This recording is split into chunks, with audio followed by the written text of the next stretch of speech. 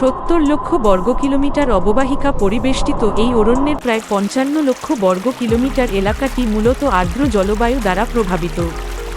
9টি দেশ জুড়ে এই অরণ্য বিস্তৃত। আমাজন অরণ্য 60% রয়েছে ব্রাজিলে, 13% রয়েছে পেরুতে এবং বাকি অংশ রয়েছে Colombia, Venezuela, Ecuador, Bolivia, Guyana, Suriname ও ফরাসি গায়ানা। পৃথিবী জুড়ে যে রেইনফরেস্ট তার অর্ধেকটাই এই অরণ্য নিজেই। নানা রকম প্রজাতির বাসস্থান হিসেবে সমৃদ্ধ এই আমাজন। এই বনে প্রায় 390 বিলিয়ন বৃক্ষ রয়েছে, যেগুলো প্রায় 16,000 প্রজাতিতে বিভক্ত। আমাজন জঙ্গলে বিরল প্রজাতির প্রাণী মানুষ যারা রয়েছে, যা অন্য কোথাও দেখা যায় না। অ্যামাজনে 85 লাখ প্রজাতির পোকামাকড়, 428 প্রজাতির উভচর, 378 প্রজাতির সরীসৃপ এবং 427 প্রজাতির স্তন্যপায়ী প্রাণী রয়েছে। অনিন্দ্য সৌন্দর্যের পাশাপাশি বিপজ্জনক অনেক প্রাণীই অ্যামাজনে বসবাস করে। অ্যামাজনে রয়েছে পৃথিবীর সবচেয়ে বড় এবং ভয়ঙ্কর সাপ অ্যানাকোন্ডা।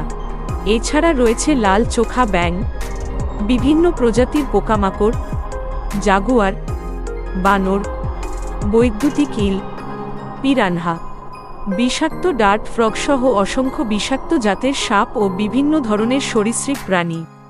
অ্যামাজনে প্রায় 390 বিলিয়ন বৃক্ষ রয়েছে, যা প্রায় 16,000 প্রজাতিতে বিভক্ত। হরেক রকমের গাছপালা দিয়ে আবৃত এ বনে বেশিরভাগই চিরহরিত বৃক্ষ।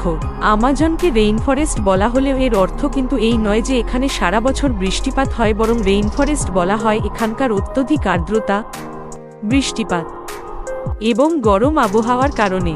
প্রচণ্ড গরমের কারণে বাষ্পীভবনের হার অনেক বেশি, যার কারণে আর্দ্রতা এবং বৃষ্টিপাত বেশি হয়। আমাজন অরণ্যের গুরুত্ব অনেক।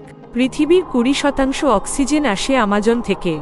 এর জন্যে একে পৃথিবীর ফুসফুস বলা হয়। আমাজন পৃথিবীতে প্রাকৃতিক সপ্তাশ্চর্যের একটি। এই বনের নদী বা আমাজন নদী বেশিরভাগ নদীর উৎস। এই নদী বিশ্বে প্রচুর জলের যোগান দিয়ে থাকে।